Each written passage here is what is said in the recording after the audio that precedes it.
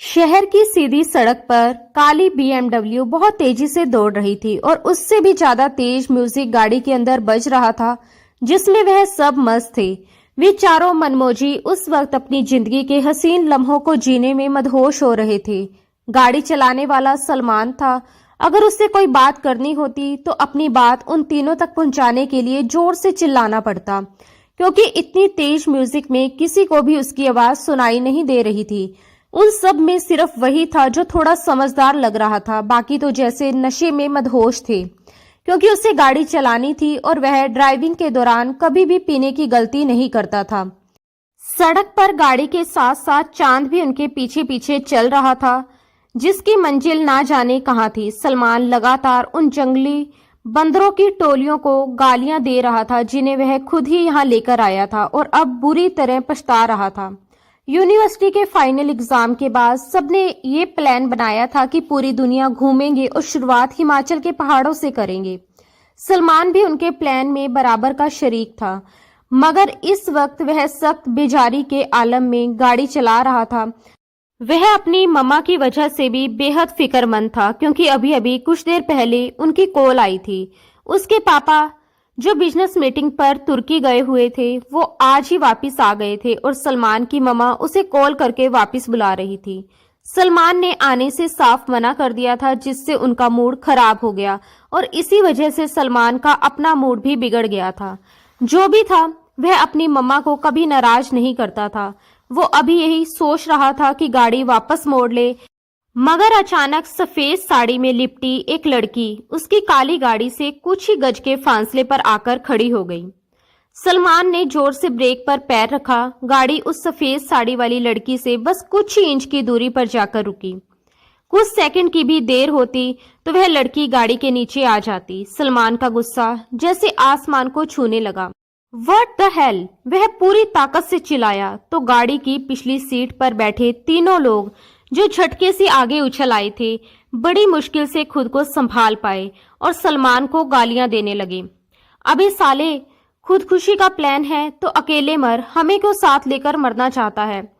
अभी तो मैंने जिंदगी में कुछ भी नहीं देखा, अभी तो बहुत सारी ऐश करनी बाकी है।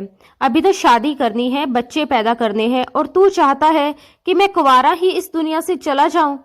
गुस्से से चीखते हुए राशिद ने अपना सारा गुस्सा सलमान पर निकाल दिया।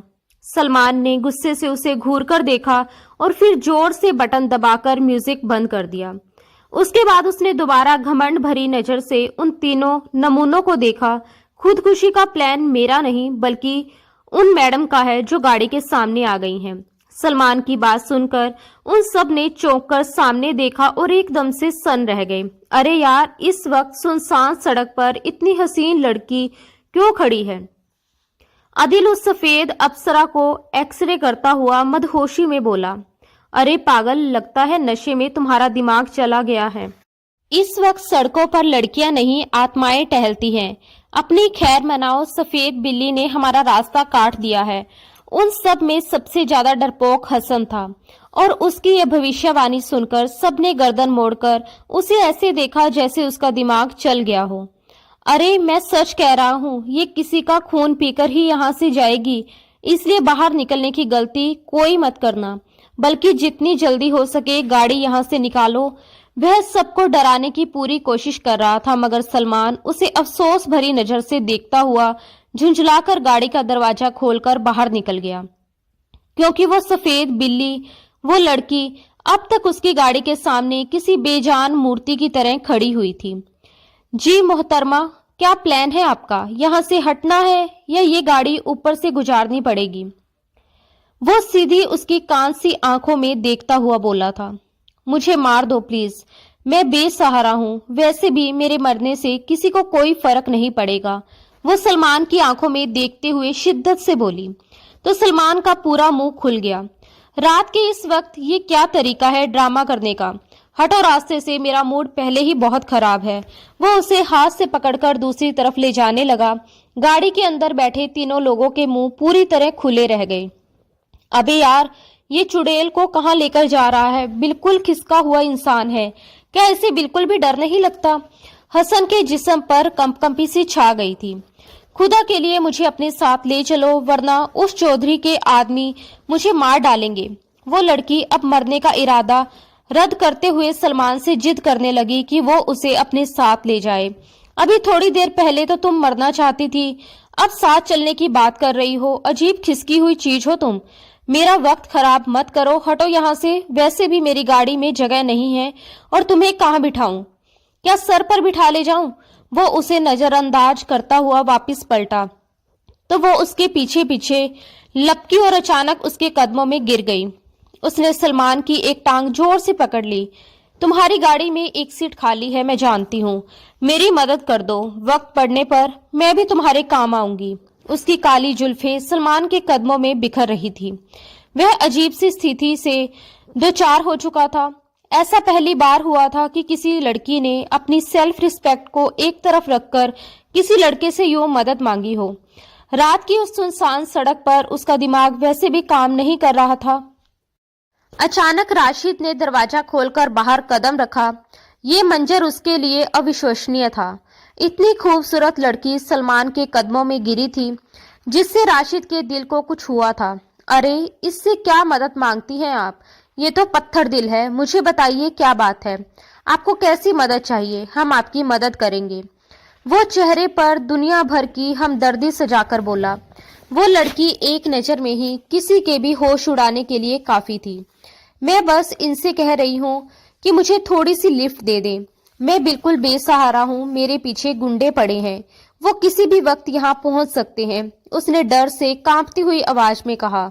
राशिद ने बिना कुछ सोचे गाड़ी का दूसरा दरवाजा खोला और उसे अंदर बैठने का इशारा किया, और वो जैसे इसी इशारे के इंतजार में थी, झट से गाड़ी में बैठ गई। सलमान ने राशिद को घूर कर देखा, फिर फ्रंट सीट का दरवाजा खोलकर अंदर आकर बैठ गया। उसका मूड पहले से ज्यादा बिगड़ चुका था। राशिद, अहमद और हसन ने अपनी बिखरी शक्लें शीशे में संवारी थी। लड़की की मौजूदगी के एहसास ने जैसे उन्हें जकड़ लिया था, और वह लड़की बिल्कुल गुमसुम सी बैठी बाहर भागते नजारों को देख रही थी। उसके रूह में जैसे एक सुकून सा उतर आया था। आज की रात उसकी आजादी की रात थी और वह इसे चैन से गुजारना चाहती थी। उसके दिमाग में बहुत कुछ चल रहा था। इस लम्हे का इंतजार उसने बरसों से किया था। आखिरकार आज उसका बदला पूरा होने वाला था। ना जाने ये सफर उसे कहाँ ले जाने वाला था, मगर इतना यकीन था कि अगला पड़ाव उतना दर्दनाक नहीं होगा जितनी उसकी पिछली जिंदगी रही थी। वो सब तकलीफों का हिसाब एक ही रात में चुकाने वाली थी। अब वो सीट की पीठ पर सिर टिकाए आंखें मूंदे कोई मधुर सा नगमा गुनगुनाने लगी। गाड़ी एक सफेद होटल के बाहर आकर रुकी। रात के लगभग 3 बज रहे थे। सलमान ने अपनी घड़ी पर वक्त देखा और फिर एक नजर अपने साथ वाली सीट पर लेटी उस बेफिक्र सी आत्मा पर डाली। सोते हुए उसकी लंबी पलकों में हल्की हल्की कंपन थी। छोटी सी लाल नाक के नीचे कटावदार होठ सलमान को एक पल के लिए बहका गए, मगर वो सीट झटकता हुआ बाहर आया और दरवाजा जोर से बंद किया। गाड़ी की पिछली सीट पर सोए तीनों आवारा लड़के हड़बड़ाकर उठ बैठे।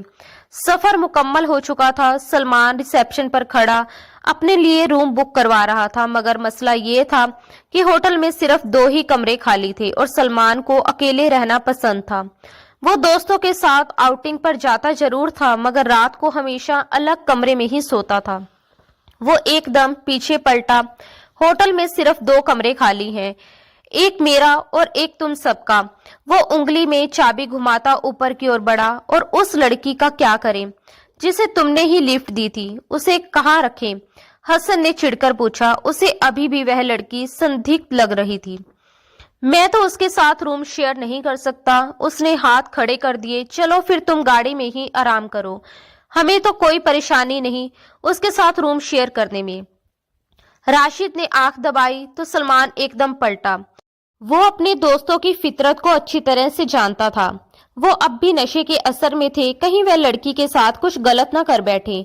वो जो कब से चुपचाप अपनी उंगलियां बेचारगी में चटका रही थी, सलमान की तरफ बेबस नजरों से देखने लगी, तो वह कंधे उचकाकर ऊपर चला गया। मेरी बला से भाड़ में जाए। वैसे भी लगातार गाड़ी चलाने की वजह से वह बेहद थका हुआ था और अब बस लंबी नींद लेना चाहता था। अपने कमरे में पहुंचकर उसने जैकेट उतारकर सोफे पर फेंक दी। बार बार उस लड़की की आंखें उसके जहन के पर्दे पर उभरने लगी। कोई अतीत की धुंधली सी तस्वीर याद आने लगी, मगर नहीं, ये उसका वहम था। ऐसा कैसे हो सकता है भला? वो अपने ही ख्यालों को झटकता हुआ बिस्तर पर गिर पड़ा। दिमाग अब भी कुछ सोचने की हालत में नहीं था। थोड़ी देर के बाद ही उसके खर्राटों की आवाज पूरे कमरे में गूंजने लगी थी। वो तीनों उस लड़की को बिस्तर पर बिठाए उसके चारों ओर बैठे उसके वजूद की खूबसूरती का जायजा लेने में मशगूल थे। वे तीनों अमीर बिगड़े हुए नवाबजादे थे। लड़कियों के साथ रातें गुजारना उनका पसंदीदा शौक था। वैसे तो सलमान भी उन्हीं में शामिल था, मगर उसका टेस्ट काफी हाई स्टैंडर्ड था। उसे कोई भी लड़की बड़ी मुश्किल से ही पसंद आती थी। वह कुछ पल गुजार कर दोबारा उसकी शक्ल भी नहीं देखता था।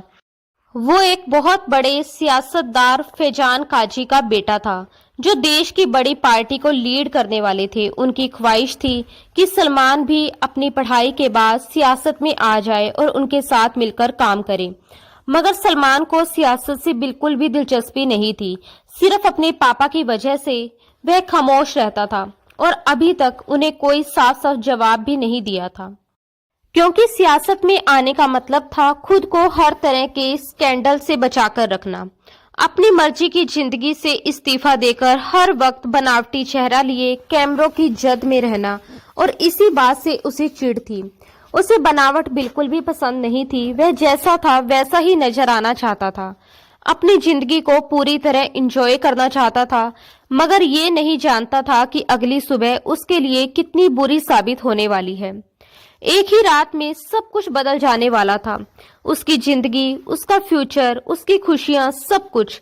अगर उसे जरा सी भी भनक होती तो वो उस लड़की को कभी भी अपने साथ लेकर ना आता, जो उसकी जिंदगी को एक बहुत बड़े खतरनाक मोड़ पर लाकर छोड़ने वाली थी। तुम तीनों मुझे ऐसे क्यों देख रहे हो?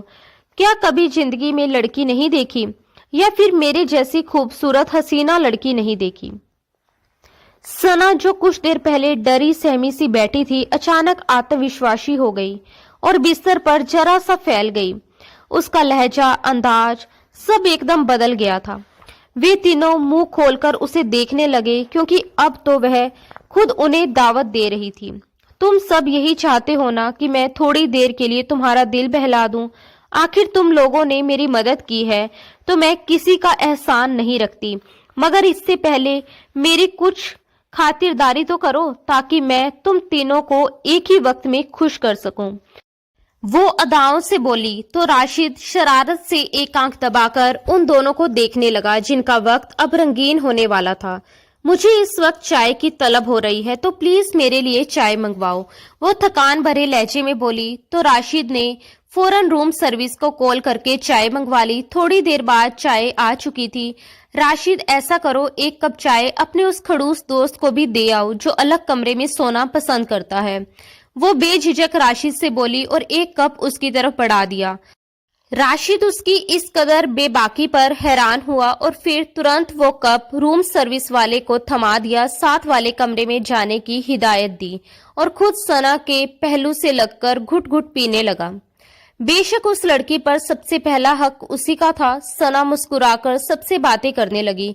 थोड़ी देर पहले वाली बेबसी चाय के धुएं में खत्म होने लगी।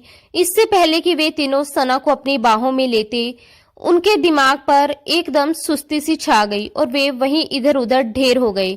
सना ने एक तंजिया मुस्कान होठों पर सजा ली। उसकी नजर में सब मर्द भेड़िए थे।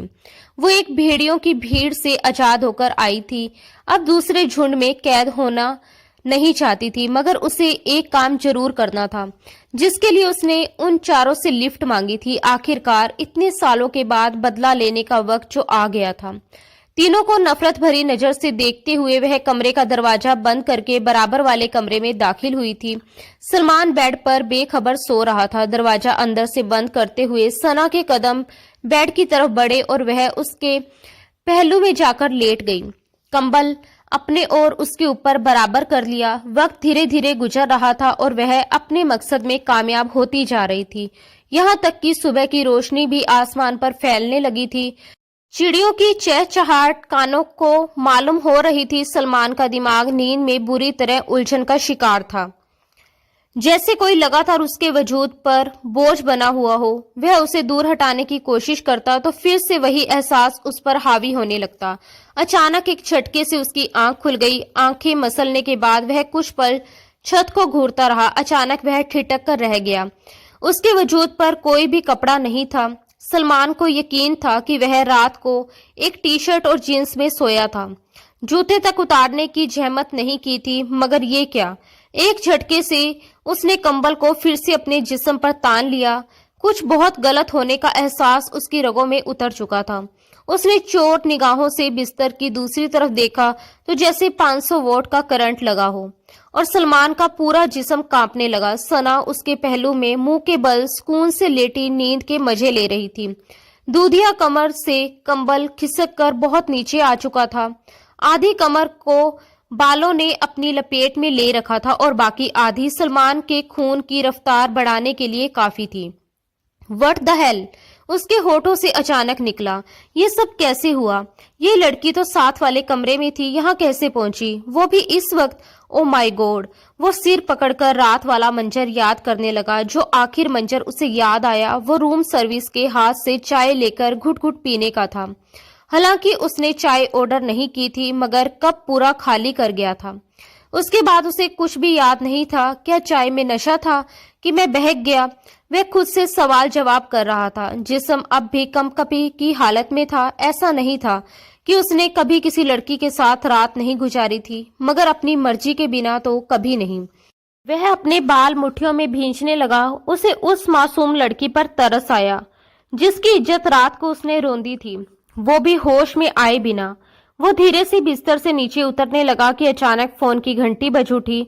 उसने झट से बिना देखे मोबाइल कान से लगा लिया। उसका दिमाग अब भी पूरी तरह काम नहीं कर रहा था। हेलो, मुश्किल से उसके होठों से निकला। कहाँ हो तुम सैफी? तुम्हें मालूम होना चाहिए कि मैं हिंदुस्तान वापस आ चुका हूँ और आज एक अहम मीटिंग में जाना था। अगर तुम्हें याद हो तो तुम्हें भी साथ चलने को कहा था मैंने। आखिर कब तुम एक जिम्मेदार मर्द बनोगे? छोड़ दो ये बचपना। फैजान काजी उसके सुने बिना ही अपनी सुनाने लगे। पापा, मुझे क्या लेना देना मीटिंग और सियासत से? आपको बता चुका हूं कि मेरा कोई इंटरेस्ट नहीं है पॉलिटिक्स में। वह गुस्से से सरगोशी में बोला। तिरछी निगाह से उसने अपने साथ लेटी उस लड़की को भी देखा जिसकी सांसें अब भी समान चढ़ रही थी। वो गहरी नींद में थी। ओ शट अप सैफी, मुझे तुम्हारा ये नॉन सीरियस बिहेवियर बिल्कुल भी पसंद नहीं। Grow up man. तुम इस देश की लीडिंग सियासी पार्टी को लीड करोगे। तुम्हारा फ्यूचर यही है और मैं तुम्हारी बकबक अब और नहीं सुनूंगा। पहली फुर्सत में मेरे पास पहुंचो अभी। फोन झटके से बंद हो चुका था और सलमान बेबसी से मोबाइल स्क्रीन को घूरने लगा। फिर जोर से टेबल पर पटक दिया, मगर फिर एक एहसास के तहत उसने साथ लेटी लड़की को देखा। उसके होश फिर से जाग उठे और 14 दबक रोशन हो गई। इससे पहले कि वह दिमाग पर जोर देता कि पिछली रात क्या हुआ था, अचानक वो लड़की मुस्कुराई और फिर उसने आंखें खोल दी। गुड मॉर्निंग माय बॉय, वो एक अदा से बोली और सलमान की सांस तक अटक गई। ये कल रात वाली मासूम लड़की बिल्कुल भी नहीं लग रही थी। उसके तो अंदाज ही बदल चुके थे। वो सरक कर उसके और भी करीब आ गई। सलमान एक झटके से उससे दूर हुआ। तुम होश में तो हो लड़की? ये क्या कर रही हो? कल रात मुझे अच्छी तरह याद है कि मैं अकेला सोया था। फिर तुम यहाँ कैसे आ गई? डोंट टेल मी कि मैं नींद में चलकर तुम्हारे पास गया, तुम्हें बाहों में उठाया और ले आया। मुझ पर इल्जाम मत लगाना और ना ही मजलूमियत का ड्रामा रचाना। सलमान उसके दिलकश अंदाज को मुश्किल से नजरअंदाज करते हुए बोला। तुम पर इल्जाम कौन लगा रहा है माय डार्लिंग? मैं खुद तुम्हारे पास आई थी। रात को तुम्हारे रूम में डुप्लीकेट चाबी लेना मेरे बाएं हाथ का काम था। असल में इस होटल का ज्यादातर स्टाफ मुझे जानता है, इसलिए मुझे ज्यादा परेशानी नहीं हुई। पहले तुम्हारे दोस्तों को नशा दिया, वो तो मस्त नशे में बेहोश होकर गहरी नींद सो रहे होंगे, और फिर तुम्हें मदहोश कर दिया क्योंकि मैं तुम्हारे विरोध के बिना ही तुम्हें अपने बस में करना चाहती थी, और देखो मैंने कर दिखाया। वो एक अदा से बोली तो सलमान के तन बदन में जैसे चिंगारियां भर गई। वो इस लड़की की निडरता और बेबाकी पर हैरान था। ऐसा नहीं था कि उसके सर्कल में कभी कोई ऐसी लड़की नहीं रही थी, बल्कि अक्सर लड़कियां तो खुद उसे दावत देती थी, मगर ये लड़की तो सलमान की मर्जी के बिना उसके बिस्तर तक आई थी। और ऐसा पहली बार हुआ था। सलमान का हैरान होना और फिर गुस्सा करना बनता था। आज तक मेरी मर्जी के बिना किसी भी लड़की ने मुझे हाथ नहीं लगाया। तुम्हारी हिम्मत कैसे हुई? तुम इस कमरे में आ गई। वो उस पर गरज उठा तो सना ने तंजिया मुस्कान चेहरे पर सजा ली। मैं तुम्हारी मर्जी के बिना तुम्हारे साथ बहुत कुछ कर चुकी हूँ और उसका खमियाजा तुम अब भुगतोगे। मिस्टर सलमान फैजान काजी। वो बिस्तर से उठकर कदम दर कदम उसके करीब आई। अब उसने कंबल अपने ऊपर लपेट रखा था। सलमान के जिस्म में झुरझुरी सी दौड़ गई। क्या मतलब है तुम्हारा? क्या चाहती हो तुम मुझसे? मैंने तुम्हारा क्या बिगाड़ा है? इनफैक्ट मैं तो तुमसे जिंदगी में पहली बार मिला हूँ। हाँ, तुम सच कह रहे हो, तुम वाकई ही मुझसे पहली बार मिले हो। मगर मैं कब से तुम्हारे पीछे थी, तुम्हें बर्बाद करना चाहती थी, तुम्हारे साथ तुम्हारी पूरी फैमिली को भी, खास तौर पर तुम्हारे बाप को। तुम्हारे बाप ने मुझे बर्बाद किया और उसकी सबसे बड़ी कमजोरी तुम हो। अब मैं देखती हूँ कि वह कैसे बड़ी शान से इस जमीन पर चलता है। जो लोग उसकी इज्जत करते थे अब वही उस पर थूकेंगे। वह जो तुम्हें अपनी तरह कामयाब बनाना चाहता था और तुम्हारा करियर बनाना चाहता था, मैं तुमसे वादा करती हूँ कि तुम्हारा करियर बनने से पहले ही मैं उसे बर्बाद कर दूंगी। उसी तरह उसका सिर झुक जाएगा। सना की आंखों में चिंगारियां सी चमक उठी थी, जैसे अतीत की कोई बहुत दर्दनाक याद ने उसे घेर लिया हो और वह सारा बदला उसी शख्स से लेना चाहती हो जिससे वह पहली बार मिली थी। अच्छा, तो तुम क्या कर लोगी? मैं भी तो देखूं कि एक झटाक भर की लड़की कैसे मेरे बाप को और मुझे बर्बाद करती है। सलमान ने बिस्तर पर पड़ी अपनी शर्ट पहनते हुए बेरुखी से पूछा था। उसका जवाब आज तुम्हें उस प्रेस कॉन्फ्रेंस में मिलेगा जो तुम अपने बाप के साथ बैठकर करने वाले हो। उसने भी उसे बराबर का जवाब दिया तो सलमान बुरी तरह झंझला गया। मैं तो जा रहा हूँ, जो करना है कर लो, मैं तुमसे नहीं डरता। वो अपना वॉलेट और मोबाइल टेबल से उठाते हुए बोला। रिस्ट वॉच पर वक्त देखा तो सुबह के 10 बज रहे थे। पापा के कॉल आने से पहले उसे फौरन यहाँ से निकलना था। उससे पहले कि वह दरवाजा खोलकर बाहर निकलता, सना अचानक सलमान के सामने आ गई। पहले देख तो लो कि रात भर तुमने मेरे साथ क्या किया है, उसके बाद चाहे तो चले जाना। सना ने अपना कंबल थोड़ा सा नीचे सरकाया तो सलमान के पूरे बदन के रोंगटे खड़े हो गए, क्योंकि सामने खड़ी लड़की के दूधिया वजूद पर जगह जगह खरोचों और जख्मों के निशान थे। उसके साथ जैसे कोई वहशी सलूक किया गया हो। सलमान के पूरे वजूद में एक सिरहन सी दौड़ गई। सलमान बेबसी में बोला, नो वे, मैं ऐसा कभी नहीं कर सकता, मैं इतना वहशी नहीं हूँ। सलमान की आंखों में अविश्वास और घबराहट साफ झलक रहा था। तो मुझे बदनाम करने के लिए इतनी चीप हरकत करोगी, अपना वजूद दिखाओगी सबको? उसकी आवाज में झटका था, कांपती हुई आवाज थी। सना ने एक लंबी, कटु और जीत भरी हंसी छोड़ी। वो खिलखिलाकर बोली, सिर्फ वजूद ही नहीं, मैं वो वीडियो भी सबको दिखाऊंगी जिसमें तुमने मेरे साथ ये सब कुछ किया था। उसकी आवाज में पानी जैसी ठंडक नहीं बल्कि आग थी, हर शब्द जज्बात की तरह जलता हुआ। आज जब तुम प्रेस कॉन्फ्रेंस करोगे ना, तो वीडियो भी साथ चलेगी और तुम्हारे बाप की जो इज्जत है ना, वह सब मिट्टी में मिल जाएगी। जो बड़ा रुतबेदार और बाइज्जत बनकर घूमता है वही सबकी नजरों में घटिया ठहराया जाएगा। सना के लहजे से आग निकल रही थी और वो आग सलमान के अंदर भी फैल रही थी। एक अनहोनी सिरहन थी जो उसके वजूद में दौड़ रही थी। क्या तुम मेरे बाप को बेइज्जत करने के लिए अपनी इज्जत का तमाशा बनाओगी? पता है ना, एक औरत की इज्जत छिन जाने पर उसकी जिंदगी कैसे बिखर जाती है। सलमान ने गुस्से और डर के मिले जुले स्वर में कहा, मगर उसकी कोशिश बेकार गई थी। मेरी और मेरे बाप की बदनामी तो कुछ दिनों की बात होगी, लोग भूल जाएंगे, पर तुम्हारा क्या होगा? लोग तुम पर थूकेंगे, कोई तरस नहीं खाएगा। वो उसे भविष्य का आईना दिखाकर डराने की कोशिश कर रहा था। सना की आंखों में ठंडी हंसी थी और वह जोर देकर बोली, तुम ठीक कह रहे हो सलमान, वाकई ही इज्जत एक बार चली जाए तो वापस नहीं आती, और मैं तो अपनी इज्जत बहुत पहले ही खो चुकी हूँ। मेरे पास अब खोने को कुछ नहीं बचा। तुम्हारे बाप की वजह से मैं आज एक तवाइफ बन चुकी हूँ और तवाइफों की कोई इज्जत नहीं होती, इसलिए मुझे कोई फर्क नहीं पड़ता। सना का स्वर पक्का और अंतिम था। जाओ और अपनी बर्बादी का इंतजार करो। उसने सलमान को जड़ सा कर दिया था। वो उसके सामने से हट चुकी थी और बिना एक और शब्द कहे वॉशरूम की ओर चली गई। सलमान कई लम्हों तक हिलने के काबिल नहीं रहा। आखिर उसके बाप ने उस मासूम लड़की के साथ क्या किया था और वह बदला लेने के लिए इस हद तक चली गई थी। वो बस अफसोस से सिर हिलाकर वहां से निकल गया। उसे अब भी यकीन नहीं था कि वो लड़की, चाहे वह खुद को तवाइफ ही क्यों ना कह रही हो, अपनी इज्जत यूं सोशल मीडिया पर उछाल देगी। मगर शायद वह गलत था। सना चेहरे पर मास्क लगाए, लॉन्ग कोट पहने सड़कों पर बेमकसद चल रही थी। शायद उसे कहीं जाने की कोई जल्दी नहीं थी। 24 साल की सना, जिसने अपनी जिंदगी के 10 साल उस जगह पर गुजारे थे जहां रातें जागकर और दिन सोकर बिताए जाते थे। उसकी किस्मत उसे अर्श से फर्श तक ले आई थी, सिर्फ एक शख्स के जुल्म की वजह से। वो अपने माँ बाप की बहुत लाडली थी। उसके पापा एक ईमानदार ब्यूरोक्रेट थे जिन्होंने कभी रिश्वत नहीं ली थी और ना ही वे किसी से डरते थे। सना उनकी इकलौती और बेहद लाडली बेटी थी।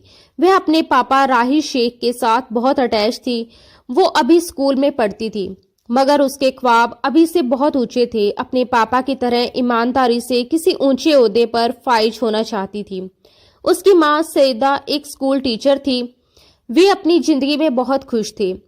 राहिल साहब रोजाना ऑफिस से वापसी पर उसके लिए ढेर सारी चॉकलेट्स लाना नहीं भूलते थे, क्योंकि सना को चॉकलेट्स बहुत पसंद थी।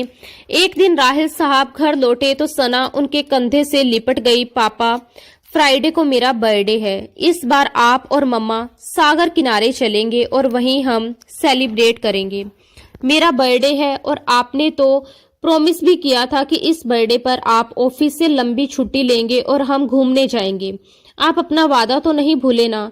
राहिल साहब ने नरमी से उसे खुद से अलग करते हुए कहा, मेरी प्यारी गुड़िया, मुझे सब याद है।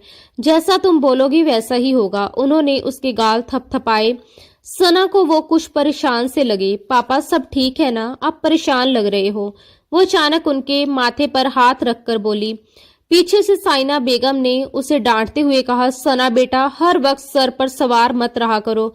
अपने पापा को परेशान मत करो। जाओ अपना होमवर्क करो। शाबाश। वह मुंह संगोड़े वहां से चली गई। राहिल साहब ने भी उसे नहीं रोका। उन्हें कुछ अजीब सा महसूस हुआ। फिर रात भर राहिल साहब स्टडी रूम से बाहर नहीं निकले और वे एक अहम केस पर काम कर रहे थे जो करप्शन से संबंधित था। इस बार जो शख्स उनकी हिट लिस्ट पर था वह एक बड़ा सियासी शख्स था, देश की सबसे बड़ी पार्टी का लीडर फैजान काजी। अगर उसके खिलाफ ये करप्शन के सबूत खुल जाते तो उसका करियर तबाह हो जाता। राहिल साहब रात भर उसके खिलाफ फाइल तैयार करते रहे। आज उन्हें काजी की तरफ से सख्त वार्निंग भी मिली थी, मगर उन्होंने हमेशा सच का साथ दिया था, तो अब कैसे पीछे हट सकते थे। उन्हें नतीजों की परवाह नहीं थी। वे सबूतों के साथ उसे बहुत जल्दी बेनकाब करने वाले थे। वहीं दूसरी ओर फैजान काजी चुनावी प्रचार में व्यस्त था। उसे एक मुखबिर से खबर मिल चुकी थी कि उसके खिलाफ करप्शन के केस खुल सकते हैं और संभव है कि उसे चुनाव लड़ने से पहले ही जेल में बंद कर दिया जाए। फैजान काजी ने उस मुकाम का बरसों इंतजार किया था, कब वो हुकूमत की कुर्सी पर बैठेगा। अब जब वक्त आने वाला था तो राहिल नाम की तलवार उसके सर पर लटकी हुई थी। ऊपर से मसला ये था कि राहिल ईमानदार और निडर था। ना तो उसे किसी काजी का डर था और ना ही उसके बाप का। वे फैसला कर चुके थे। फाइल उनके हाथ में थी, अब बस उसे सोशल मीडिया तक लाना था। अगले दिन उन्होंने एक न्यूज एजेंसी को ये फाइल दे दी और ऐसी खबर जंगल में आग की तरह फैलती है। और फिर सच में ऐसा ही हुआ। ये न्यूज जंगल में आग की तरह फैल गई। इस खबर के आते ही फैजान काजी की साख बुरी तरह प्रभावित हो गई। चुनावों से सिर्फ कुछ ही दिन पहले इतना बड़ा स्कैंडल उनके सर पर था कि उनका बस नहीं चल रहा था। वह राहिल शेख समेत सारी दुनिया को आग लगा देना चाहता था। वह अपने कमरे की बालकोनी में टहल रहा था। सिंगार का धुआं उसके दिमाग पर चढ़ रहा था। अपने राजनीतिक करियर को बर्बाद होते हुए वह अपनी आंखों से देख रहा था। अचानक उसका मोबाइल जेब में थरथराया। जिस कॉल का वह बेसब्री से इंतजार कर रहा था वो आखिर आ ही चुकी थी। हाँ बोलो कासिम, मुझे अच्छी खबर सुनाओ, वो जल्दी से बोला। कासिम उसका बेहद खास बंदा था, किसी को रास्ते से हटाने का काम बड़ी सफाई से करने वाला। मालिक वो लोग घर पर नहीं है, इस वक्त तो मुंबई में है, अपनी 14 साल की बेटी की सालगिरह मना रहे हैं। आप कहें तो उनकी पूरी फैमिली का सफाया कर दूं, ऐसा कर दूं कि लगे वे डूबकर मर गए। बिल्कुल सफाई से काम होगा सर। कासिम की बात सुनकर फैजान कुछ लम्हों के लिए सोच में पड़ गया। मैं उसे एक ही बार मारना नहीं चाहता, उसके सामने ही उसकी बीवी और बेटी की इज्जत को रोनते हुए देखना चाहता हूँ, जैसे उसने मेरी इज्जत मिट्टी में मिला दी थी। उसके बाद वह मरे या जिए मुझे परवाह नहीं। ये कहकर उसने फोन जेब में रख लिया था। वे जानते थे कि कासिम बहुत जल्द उनके हुक्म की पूर्ति करेगा।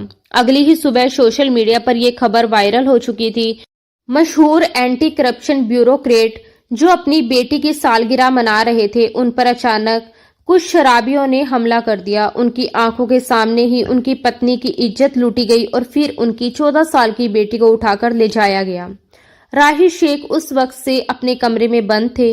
वह किसी का सामना करने की हिम्मत नहीं कर पा रहे थे। आखिर अपनी आंखों के सामने अपनी बीवी को यूं लुटते हुए देखकर कौन सा मर्द होश में रह पाता है। फैजान काजी सोफे पर टांग जमाकर बैठा उस खबर का आनंद ले रहा था। अब उसे राही शेख की जान लेने की जरूरत भी नहीं थी, क्योंकि उसका कोई फायदा नहीं था। बहुत जल्द वह अपनी मौत खुद मर जाएगा। अचानक उसका मोबाइल फिर से बज उठा। स्क्रीन पर कासिम कॉलिंग लिखा आ रहा था। उसने फोन कान से लगाया। मालिक, उसकी बेटी को मैंने उस जगह पहुंचा दिया है जहां उसकी इज्जत एक बार नहीं बार बार जाएगी। राहिल बहुत जल्द पागल हो जाएगा जब वह अपनी जान से प्यारी बेटी का ये हाल देखेगा। बहुत अच्छा काम किया कासिम, तुमने हमेशा के लिए मेरा भरोसा खरीद लिया। फैजान काजी ने मुस्कुराकर फोन काट दिया। अचानक उसके साथ सोफे पर कोई धड़ाम से गिरा। ये उसका 15 साल का बेटा सलमान था। उसने प्यार से उसके सर पर उंगलियां फेरते हुए कहा, मेरा बच्चा आज परेशान क्यों है? क्या फिर टीचर से डांट पड़ी है? नो डैड, आज मेरी बेस्ट फ्रेंड सना का बर्थडे था। मैंने उसका फेवरेट चॉकलेट केक भी तैयार करवाया था, पर वो स्कूल ही नहीं आई। कह रही थी कि वो अपना बर्थडे परिवार के साथ सेलिब्रेट करेगी। दैट इज नॉट फेयर बाबा, मैं उससे नाराज हूँ। इतना अच्छा गिफ्ट भी लिया था मैंने उसके लिए, वह मुंह बनाकर बोला और फैजान की हंसी फूट पड़ी। अरे अरे, कौन सी लड़की है जिसने मेरे बेटे का दिल दुखाया? जरा मुझे भी तो मिलवाओ कभी उससे। फैजान जी प्यार से बोले तो सलमान नाराजगी भूलकर सना की तारीफों के पुल बांधने लगा। पापा, she is so hard working and intelligent. वो बड़ी होकर आपके जैसा बनना चाहती है and I like her dreams. Salman के चेहरे पर दुनिया भर की खुशी छा गई थी और फैजान उसे गौर से देखने लगा। और मेरा बेटा क्या बनना चाहता है बोलो? क्या तुम अपने पापा की तरह नहीं बनना चाहते? वह जिज्ञासु लहजे में बोला। नो पापा, लोग आपको बुरा भला कह रहे हैं। मैंने न्यूज सुनी थी आप डर्टी काम करते हो। वह बेबाकी से बोला तो फैजान काजी की नसें तन गई। ये सब उस राहिल की वजह से हुआ है। उसे मैंने ऐसा सबक सिखाया है कि अगर जिंदा रहा तो याद रखेगा, मगर शायद किस्मत में राहिल साहब की जिंदगी और लिखी नहीं थी। अगले दिन न्यूज आई कि ब्यूरोक्रेट राहिल शेख की दिल के दौरे से मौत हो गई। उनकी बीवी के साथ ज्यादती के बाद उसे मार दिया गया और उनकी बेटी भी लापता है।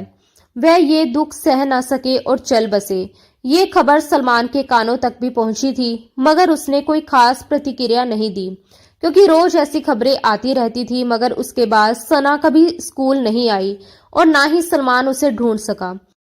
किसी को नहीं पता चला कि वह कहाँ गई। एक दिन वह उसके घर भी गया तो वहां ताला लगा हुआ था। घर पर लगी नेम प्लेट देखकर वह ठिठक गया। वहां लिखा था ब्यूरोक्रेट राहिल शेख। सलमान के दिमाग में उस दिन की खबर घूमने लगी।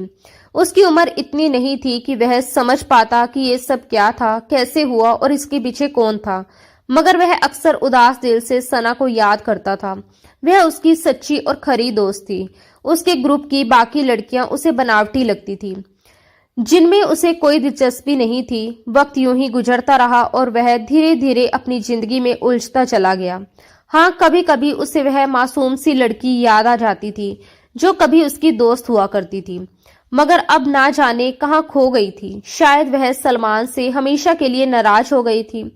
हर कदम उसे अतीत की गहराइयों में खींच ले जाता और दर्द था कि कम होने की बजाय बढ़ता ही जा रहा था। उसे आज भी वह रात साफ याद थी जब वह अपने मम्मी पापा के साथ समंदर किनारे अपना जन्मदिन मना रही थी और अचानक ऐसी आफत टूटी कि उसकी सारी खुशियां और चैन हमेशा के लिए उससे छिन गया। उसकी आंखों के सामने कुछ गुंडों ने उसकी मां के साथ हैवानियत की। उसका पिता पागलों की तरह चिल्लाता रहा और सना जैसे पत्थर की हो गई थी। सदमे के मारे उसके मुंह से एक शब्द तक नहीं निकल पा रहा था। फिर वे गुंडे उसे जबरदस्ती अपने साथ ले गए और वह पापा पापा पुकारती रह गई, मगर राहिल साहब के सर पर किसी चीज के लगने से वह बेहोश हो चुके थे। वे अपनी बेटी की आखिरी पुकार भी नहीं सुन पाए और उसी पल से सना उनकी नजरों से हमेशा के लिए ओझल हो गई। वह तब सिर्फ 14 साल की थी जब उसके कानों में घुंघरों की छन छन गूंजी और साथ ही एक आवाज आई, मालिक फैजान काजी साहब, आपका काम पूरा हो चुका है। उस लड़की को ऐसी जगह पहुंचा दिया गया है जिसके बारे में जानकर उसका बाप शर्म से मर जाएगा। आधा तो वह अपनी बीवी को देखकर ही मर गया होगा, बाकी आधी जान अब निकल जाएगी। उस पर सना के दिल दिमाग में बस एक ही नाम कील की तरह गड़ गया, फैजान काजी। उसी दिन उसने ठान लिया था कि वह उस शख्स से जरूर मिलेगी और उसे ऐसी सजा देगी कि ना वह चैन से जी सकेगा न आसानी से मर पाएगा, क्योंकि उसी एक आदमी ने उससे उसका साया, उसका आसमान छीन लिया था। उसे ऐसी जगह धकेल दिया था जहां हर रात इज्जत को कुचला जाता था। 2 साल तक उसे सख्त ट्रेनिंग दी गई और 16 साल की उम्र में उसे काम पर लगा दिया गया। पहली बार वह बहुत रोई थी, चीख चीख कर रोई थी, मगर उसके बाद वह पत्थर बन गई, क्योंकि अब उसे ये एहसास ही नहीं होता था कि उसके साथ क्या किया जा रहा है। उसके दिल में बस एक ही नाम जिंदा था, फैजान काजी। उस वक्त वह अपने बाप के सामने खड़ा था और कुछ ही देर में प्रेस कॉन्फ्रेंस होने वाली थी। पापा, मुझे आपसे बहुत जरूरी बात करनी है, कहकर उसने फैजान काजी को भीड़ से अलग कर दिया। वे हैरानी से उसे देखने लगे। क्या बात है सैफी, प्रेस कॉन्फ्रेंस शुरू होने वाली है और तुम्हें अभी बात करनी है। वह झुंझला उठे। पापा, मेरी बात एक बार ध्यान से सुन लीजिए, कहकर वह उन्हें एक तरफ ले गया और पूरा किस्सा सुना दिया। आखिर वह कौन है पापा, जो आपसे बदला लेने के लिए खुद को इस हद तक गिरा चुकी है? वह घबराकर और हैरानी से अपने बाप से पूछ रहा था। फैजान काजी गहरी सोच में डूब गए। उन्हें दूर दूर तक कोई ऐसी लड़की याद नहीं आई। एक काम करो, मुझे उस लड़की से मिलवाओ, उससे बात करेंगे और जानेंगे कि आखिर वह कौन है जो मुझे बदनाम करना चाहती है। फिलहाल फैजान साहब किसी भी तरह का स्कैंडल अफोर्ड नहीं कर सकते थे, इसलिए वह प्यार और चालाकी से उस लड़की से निपटना चाहते थे, वरना उनके पास और भी कई रास्ते थे। मुझे नहीं पता पापा, वह लड़की कौन है? सैफी की आंखों के सामने एक पल के लिए सना का चेहरा उभरा, मगर वह उसका नाम तक नहीं जानता था। तो फिर उसे ढूंढेगा कैसे, कहाँ ढूंढेगा? फैजान काजी ने गुस्से से उसे देखा और झुंझलाकर माथा पकड़ लिया। अब मैं तुम्हें क्या ही कहूँ, चलो बाकी बातें बाद में करेंगे, प्रेस कॉन्फ्रेंस शुरू होने वाली है। ये कहकर उन्होंने उसका हाथ पकड़ा और उसे स्टेज की ओर ले गए। सैफी के चेहरे पर बार बार रंग बदल रहे थे। वह कह चुकी थी कि प्रेस कॉन्फ्रेंस में वह उसे और उसके बाप को बदनाम कर देगी, मगर इस वक्त उसकी सबसे बड़ी चिंता खुद वह लड़की थी। आखिर वह मासूम लड़की अपने साथ ऐसा क्यों कर रही थी? उसके पास ढेरों सवाल थे, मगर एक भी जवाब नहीं। दोनों बाप बेटा स्टेज पर बैठ चुके थे और कुछ ही मिनटों में प्रेस कॉन्फ्रेंस शुरू होने वाली थी। तभी सैफी का मोबाइल बज उठा। स्क्रीन पर एक वीडियो मैसेज था, अनजान नंबर से। पहले उसने नजरअंदाज करने की कोशिश की, मगर सना की धमकी याद आते ही उसका दिल धक से रह गया। उसने मोबाइल इस तरह पकड़ा कि उसके पापा को कुछ दिखाई ना दे और वीडियो प्ले कर दी। वीडियो चलते ही होटल के उस कमरे के मंजर सामने आ गए और सैफी की आंखें हैरानी से फैलती चली गई। वह लड़की वाकई ही बदले की आग में पागल हो चुकी थी। वह खुद अपने साथ इतना बड़ा खेल कैसे कर सकती है। रात का एक एक पल उसकी आंखों के सामने घूम गया। वह पूरी तरह बेहोश नहीं था, मगर नशे में जरूर था और पूरी शिद्दत से उस पर हावी था। वह सब कुछ वीडियो में साफ दिख रहा था, जो शायद चाय के नशे की वजह से सुबह उसके दिमाग से मिट गया था। तभी उसकी नजर सना के कमर के दाईं ओर गई और वह सन रह गया। वहां एक पुराना सा कट का निशान था। उस निशान को देखते ही सलमान का जिस्म ठंडा पड़ गया। नहीं, बिल्कुल नहीं सना, ओ गॉड, हरगिज नहीं। वह अतीत में डूबता चला गया।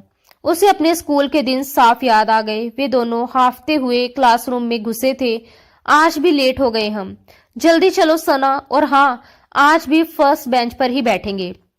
वह मुस्कुराकर बोला था। सना उसकी तरफ देखते हुए चल रही थी कि आधे रास्ते में पड़ी बेंच पर नजर नहीं पड़ी। उसकी कमर सीधी बेंच से टकराई और शायद वहां कोई नुकीली कील थी जो उसकी कमर के दाईं तरफ धंस गई।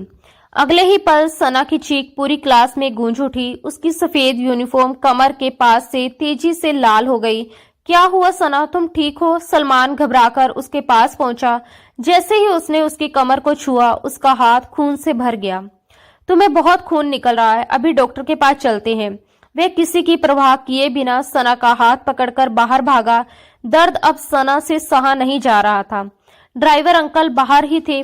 सलमान रोज उसे अपने साथ स्कूल लाता था, जबकि सना बस स्टैंड पर खड़ी होती थी, और ये बात उसने किसी को बताने से मना किया था। वे कहता था, हम बेस्ट फ्रेंड हैं, किसी को मत बताना। मैं तुम्हें बसों में धक्के खाते नहीं देख सकता। आधे घंटे बाद वे अस्पताल में थे। डॉक्टर ने कहा, कट गहरा है, 2 टांके लगाने पड़ेंगे। ये सुनते ही सना जोर जोर से रोने लगी। नहीं, मुझे नहीं लगवाने, बहुत दर्द होगा। सलमान परेशान होकर उसके पास बैठा। देखो सना, ये जरूरी है, बहुत खून बह चुका है। मगर वह सिर हिलाकर मना करती रही। तब उसने कहा, मेरा हाथ पकड़ लो जोर से, फिर दर्द नहीं होगा। उसने अपना बायां हाथ आगे बढ़ाया और सना ने दोनों हाथों से उसे कसकर पकड़ लिया। अगले ही पल क्लिनिक में उसकी चीख गूंज उठी, बहुत जल्दी ठीक हो जाओगी सना। मतलब वह लड़की कोई और नहीं बल्कि वही सना थी। सलमान को अपनी ही आवाज किसी गहरी खाई से आती हुई महसूस हो रही थी। वह उस निशान को अच्छी तरह पहचान सकता था। वह वही निशान था, वही जख्म जो 10 साल पहले स्कूल में सना को लगा था। इसका मतलब साफ था, वह लड़की कोई और नहीं, वही सना थी। अचानक सलमान को सब कुछ याद आने लगा। सना के पापा की मौत, फिर वह खबरें जिनमें लोगों ने उसके पिता के चरित्र पर कीचड़ उछाला था। वह सन और परेशान सा वहीं बैठा रह गया। तभी उसका मोबाइल फिर से चमका। एक और मैसेज था, सिर्फ 5 मिनट है तुम्हारे पास। अगले 5 मिनट में ये वीडियो प्रेस कॉन्फ्रेंस में चली जाएगी, फिर तुम और तुम्हारा बाप कुछ नहीं कर पाओगे। सलमान जानता था कि ये मैसेज सना ने ही भेजा है। उसे हर हाल में उसे रोकना था। अब ना उसे अपनी फिक्र थी, ना अपने बाप की, मगर वह किसी भी कीमत पर सना को दुनिया के सामने बदनाम नहीं होने देगा। वह सालों से उसे पागलों की तरह ढूंढ रहा था। वह उसका प्यार थी, उसका इश्क। वह फौरन प्रेस कॉन्फ्रेंस छोड़कर मोबाइल कान से लगाए भागा।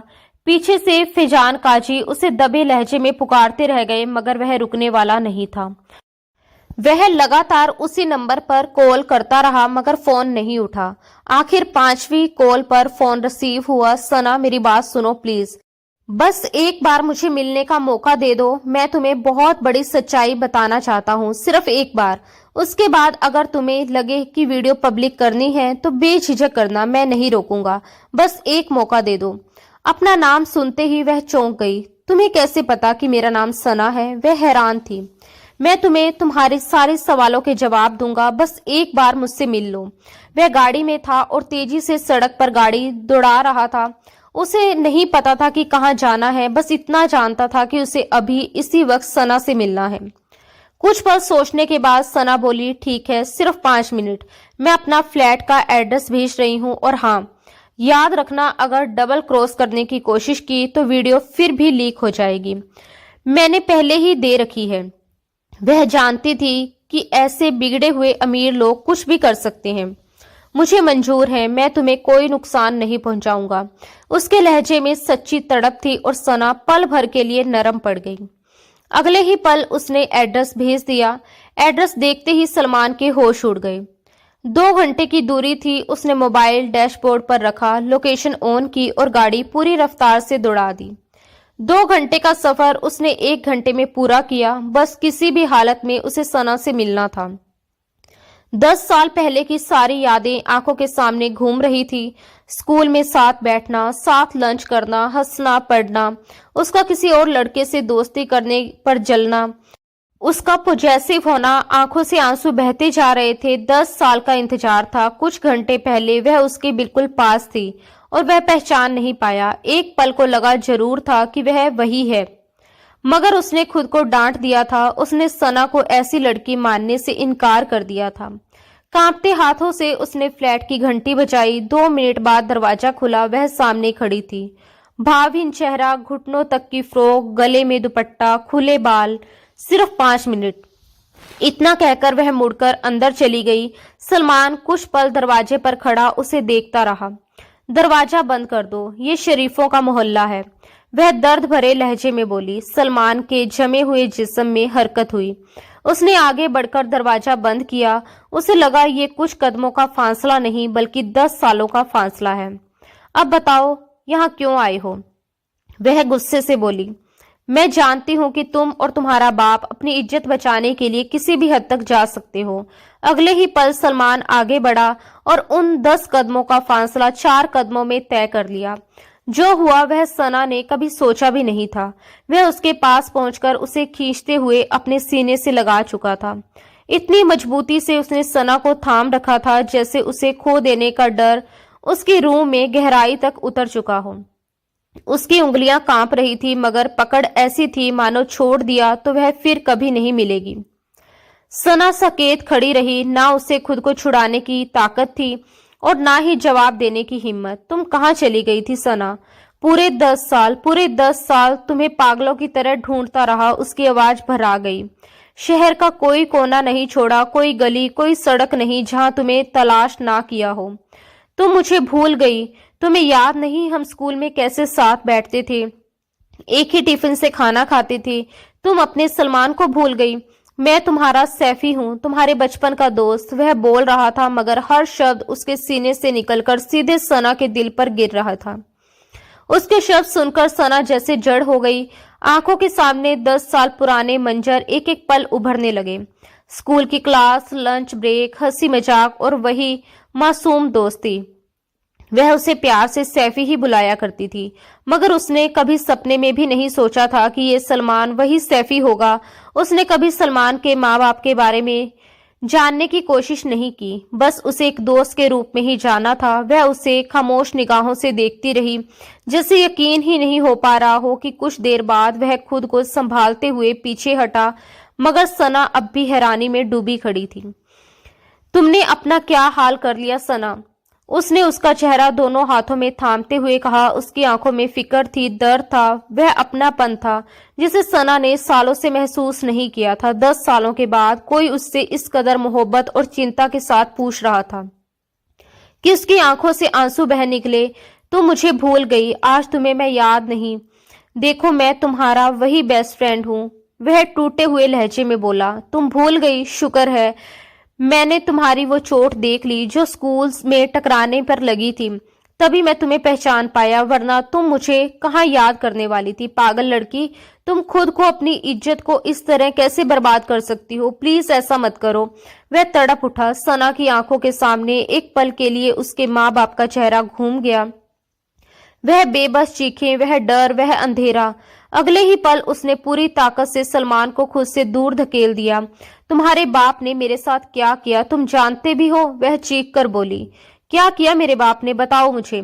सलमान भी उसी बेताबी से पूछ बैठा। उसके बाद सना बोलती चली गई। उसकी आवाज में जहर, दर्द और सालों की घुटन थी और वह पत्थर बना सुनता गया। 10 साल, पूरे 10 साल मैं उस कोठे पर रही। तुम्हारे बाप ने मुझे तबाह कर दिया सलमान, और अब मैं तुम्हारे बाप को तबाह करने के लिए खुद भी तबाह होने को तैयार हूँ। मुझे मत रोको, वह चिल्लाकर बोली। सलमान के वजूद में जैसे चिंगारियां फूट पड़ी। उसे अपने बाप से इस हद तक गिरने की उम्मीद नहीं थी कि कोई 14 साल की लड़की से इस तरह बदला ले सकता है। वह दहाड़ उठा, उसकी आंखों से आंसू बह रहे थे। कई मिनट तक वह कुछ नहीं बोला। वे 5 मिनट जो सना ने उसे दिए थे कब के गुजर चुके थे। कमरे में सिर्फ खामोशी और टूटी सांसों की आवाज थी। बहुत देर बाद उसके वजूद में हलचल हुई। उसने कांपती आवाज में कहा, मैं तुमसे वादा करता हूँ सना, तुम्हारी हर तकलीफ का बदला लूंगा। मैं तुम्हें इंसाफ दिलाकर रहूंगा, मगर प्लीज वो वीडियो पब्लिक मत करना। मैं तुम्हें किसी भी मर्द के सामने बेआबरू होते नहीं देख सकता, क्योंकि तुम मेरी मोहब्बत हो, पागल लड़की। वह आखिरी बार बेबसी से चिल्लाया और मोहब्बत शब्द सना के कानों में भाले की तरह चुभ गया। वह हैरान रह गई, पत्थर सी बनकर कोई उससे मोहब्बत कर सकता है, ये बात उसके लिए अब भी अविश्वसनीय थी। मैं तुमसे वादा करता हूँ कि मैं अपने बाप को खुद पुलिस के हवाले कर दूंगा, लेकिन बदले में तुम्हें भी मुझसे एक वादा करना होगा। तुम वह वीडियो लीक नहीं करोगी, वादा करो मुझसे सना। तुम्हें हमारी दोस्ती का वास्ता, प्लीज मेरी बात मान जाओ। वह अब भी उसका चेहरा दोनों हाथों के प्याले में भरकर बेहद नरमी और प्यार से बोल रहा था। उसकी आंखों में सच्चाई थी, तड़प थी। सना उसकी आंखों में देखते ही टूट गई, जैसे उसके अंदर बचा हुआ आखिरी हौसला भी जवाब दे गया हो। मुझे फैजान काजी के बेटे पर भरोसा नहीं है, वो धीमे से बोली, लेकिन सलमान तुम पर मुझे यकीन है। अपने बचपन के दोस्त पर भरोसा है। मैं इंतजार करूंगी कि कब तुम अपने बाप को पुलिस के हवाले करते हो। इतना कहकर वह कमरे के अंदर चली गई। उसका अंदर जाना साफ बता रहा था कि अब वह सलमान को और देखने की हिम्मत नहीं रखती। सलमान काफी देर तक खाली हॉल में खड़ा रहा, जैसे उसके कदम जड़ हो गए हों। फिर खुद को समेटकर बाहर निकल गया। अंदर कमरे में सना फूट फूट कर रो रही थी। उसे बिल्कुल अंदाजा नहीं था कि वह सलमान वही सलमान होगा, वही शैफी जो कभी उसका सबसे अच्छा दोस्त हुआ करता था। मैंने क्या कर दिया सैफी के साथ? ऐसा कैसे कर सकती थी मैं? वह खुद से सवाल कर रही थी। मैं क्या करने जा रही थी? वह भीतर ही भीतर तड़पती रही, क्योंकि सलमान सालों से उसका दोस्त रहा था, एकमात्र सच्चा और वफादार दोस्त। उस अंधेरी दुनिया में वही अकेला था जिससे वह दिल की बात कर पाती थी। 1 हफ्ता गुजर गया। इस दौरान सलमान ने ये ठान लिया था कि अपने बाप को बेनकाब कैसे करना है। उसने 2 ही दिनों के अंदर अपने बाप के सारे करप्शन के सबूत लीक कर दिए और फिर खुद ही उसे पुलिस के हवाले कर दिया। उसने पूरी कोशिश की कि उसके बाप को कड़ी से कड़ी सजा मिले। उसे कभी सियासत में जाना ही नहीं था, इसलिए उसने राजनीति को हमेशा के लिए अपने परिवार की जड़ों से उखाड़ फेंका और सना के साथ साथ उसके माँ बाप को भी इंसाफ दिलाया। इधर सना 1 हफ्ते से फ्लैट में ही बंद थी। वह किचन में खड़ी खाना बना रही थी, लेकिन उसका मन कहीं भी नहीं लगता था। बाहर जाने का ख्याल तक नहीं आता था।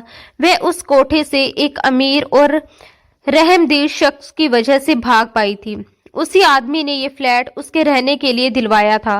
वह लगभग 50 साल का था, जो एक रात अपने घर के झगड़ों से तंग आकर वहां पहुंचा था। वही उसकी मुलाकात सना से हुई थी। उसकी कहानी जानने के बाद उसने उसकी मदद करने का फैसला किया और फिर उसका भला करके उसकी जिंदगी से हमेशा के लिए गायब हो गया। कभी कभी कुछ लोग हमारी जिंदगी में अचानक आते हैं, हम पर बहुत बड़ा एहसान करते हैं और बिना कुछ कहे चले जाते हैं। तभी डोरबेल बजी। अपने ख्यालों में डूबी सना एकदम चौंक गई। इस वक्त कौन आ सकता है? उसने जल्दी से चूल्हा बंद किया और दरवाजे तक पहुंची। जैसे ही दरवाजा खोला, सामने सलमान खड़ा था। उसे बिल्कुल भी उम्मीद नहीं थी कि सलमान दोबारा यहाँ आएगा। वह अपने बाप को गिरफ्तार करवा चुका था और ये खबर तो खुद सना ने न्यूज में देख ली थी। उस दिन टीवी स्क्रीन पर चली ब्रेकिंग न्यूज ने उसे अंदर तक हिला दिया था। उसे यकीन हो गया था कि सलमान ने अपना वादा निभा दिया है। फिर भी उसे ये अंदेशा नहीं था कि वह उसके सामने आ खड़ा होगा। तुम यहाँ? उसके मुंह से हैरानी भरा सवाल निकल पड़ा। तुमसे बात करने आया हूँ, सलमान ने शांत लेकिन गहरे लहजे में कहा। वह एक पल को हिचकी, फिर एक तरफ हट गई। अब उसके दिल में उस शख्स के लिए पहले जैसी नफरत नहीं बची थी। सलमान अंदर आ गया। उसके हाथों में फूलों का एक ताजा और खुशबूदार बुके था। जिसमें अलग अलग रंगों के फूल सजे थे। जैसे ही वह दरवाजा बंद कर पलटी, उसने वह फूल सना की तरफ बढ़ा दिए।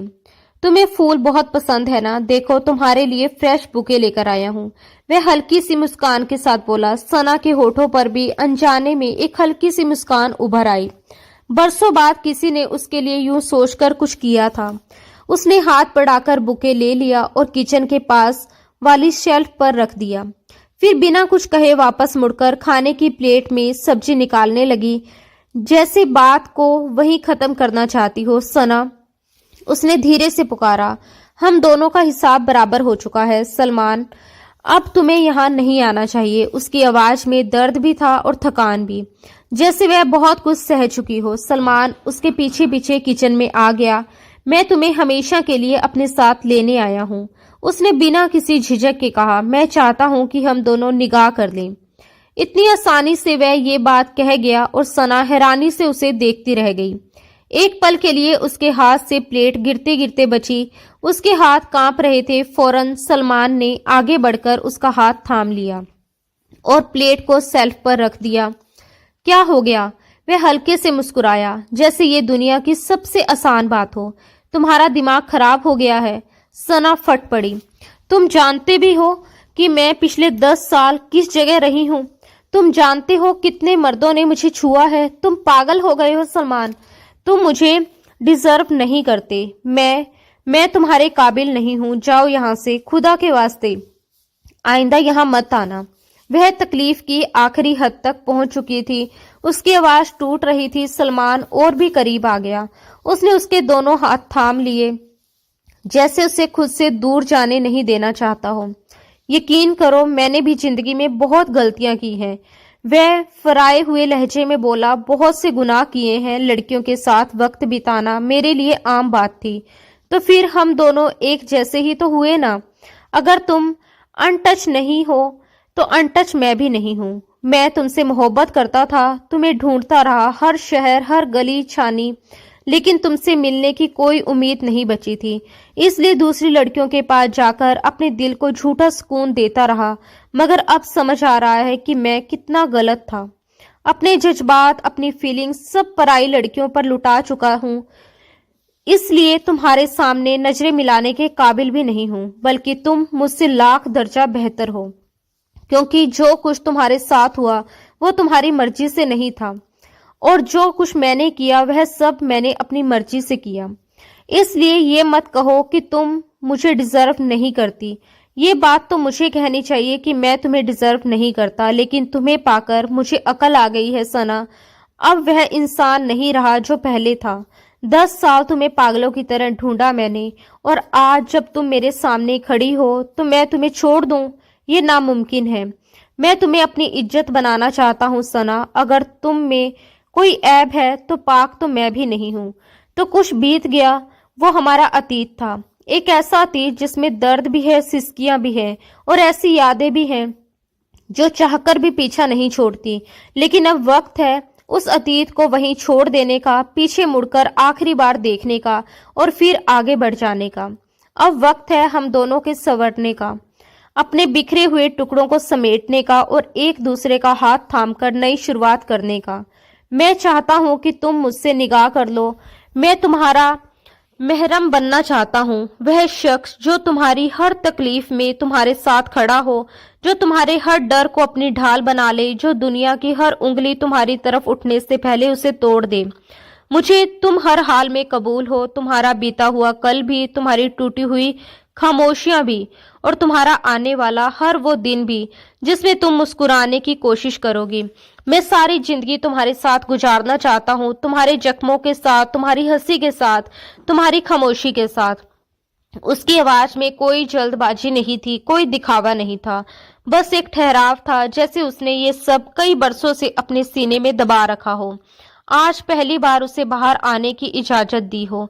उसके शब्दों में वह सुकून था जो टूटे हुए दिल को मरहम की तरह छूता है, और वह यकीन भी जो किसी को पहली बार ये एहसास दिला दे कि उसे अपनाया जा सकता है, बिना शर्त, बिना सवाल। सना, वो 10 साल की तकलीफ, वो हर रात की तड़प, वो बेबस चीखें जो किसी ने नहीं सुनी, मैं उन्हें भूल नहीं सकता। मैं ये भी नहीं चाहता कि तुम उन्हें भूलो, क्योंकि वही दर्द तुम्हारी सच्चाई है। वह टूटे हुए लहजे में बोला। उसकी आवाज कांप रही थी, जैसे हर शब्द उसके सीने को चीरकर बाहर आ रहा हो। उसकी आंखों में आंसू थे, मगर उनमें नफरत नहीं थी, बस अफसोस था, दर्द था और एक अटूट चाहत थी। उसे लगता था कि अगर वह उन जख्मों को ना माने तो उसकी मोहब्बत अधूरी रह जाएगी, और वह उन रातों का बोझ अपने कंधों पर लेना चाहता था ताकि सना को आगे चलकर अकेले ना उठाना पड़े। सना उसे बस देखती रह गई, भीगी आंखों से, कांपते होठों से, ऐसे दिल के साथ जो बरसों बाद किसी भरोसे को महसूस कर रहा था। उसका दिल कहना चाहता था कि वह थक चुकी है, बहुत थक चुकी है, मगर उसकी आंखें पहली बार किसी ऐसे शख्स को देख रही थी जो उसकी थकान समझ सकता था। तुम कैसे मुझ जैसे तवायत को कबूल कर सकते हो सलमान? वह टूटे हुए स्वर में पूछ बैठी। उसके सवाल में खुद से नफरत थी, समाज का डर था और उन तमाम रातों की परछाइयां थी जिन्होंने उसकी रूह को छलनी कर दिया था।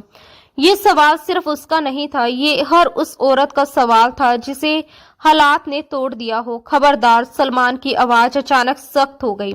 अगर आज के बाद तुमने अपने लिए ये लफ्ज इस्तेमाल किया, तुम तवायफ नहीं हो, तुम मेरी मोहब्बत हो। बस यही तुम्हारी पहचान है, इसके अलावा कुछ नहीं।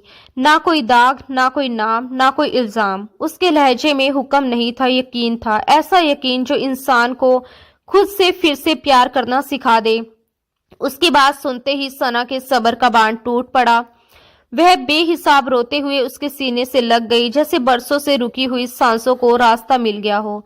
उसके कंधे पर सर रखते ही उसके अंदर जमा सारा दर्द आंसू में बहने लगा। हर वो रात, हर वो डर, हर वो अपमान, हर वो खामोशी जो उसने मजबूरी में ओढ़ रखी थी। वह रो रही थी, मगर यह रोना हार का नहीं था, ये रोना उस बोझ के उतरने का था जो उसने बरसों से ढोया था। तुम इतने अच्छे क्यों हो सलमान? वह बेकाबू होकर पूछ बैठी, जैसे अच्छाई उसके लिए कोई अजनबी एहसास हो। पता नहीं, वह हल्की सी मुस्कान के साथ बोला, शायद मोहब्बत इंसान को बेहतर बना देती है, शायद किसी को सच्चे दिल से चाहना इंसान को उसके गुनाहों से ऊपर उठा देता है। उसकी मुस्कान में मासूमियत थी, वही मासूमियत जो कभी बचपन में हुआ करती थी। सना की आंखों में आंसू थे, मगर अब उसमें उम्मीद भी थी। 10 साल ऐसी जगह रहने के बाद उसे कभी यकीन नहीं था कि कोई उसे बिना सवाल, बिना शर्त अपना लेगा। उसे लगता था कि उसका अतीत हर रिश्ते के रास्ते में दीवार बन जाएगा, मगर आज वही दीवार किसी ने बिना शोर किए गिरा दी थी। वही शख्स जिसके बाप की वजह से उसकी जिंदगी तबाह हुई थी, वही आज उसकी जिंदगी का सहारा बनना चाहता था। कुदरत ने शायद उसके हिस्से का इंसाफ इसी तरह लिखा था। दर्द की जड़ से ही सुकून का रास्ता निकालकर अंधेरे से उजाले तक। और वह जानती थी कि सलमान कैसा है। वह उसे बचपन से जानती थी, उसकी मासूम जिद, उसकी बेवजह की हंसी, उसका बेअवाजा ख्याल रखना।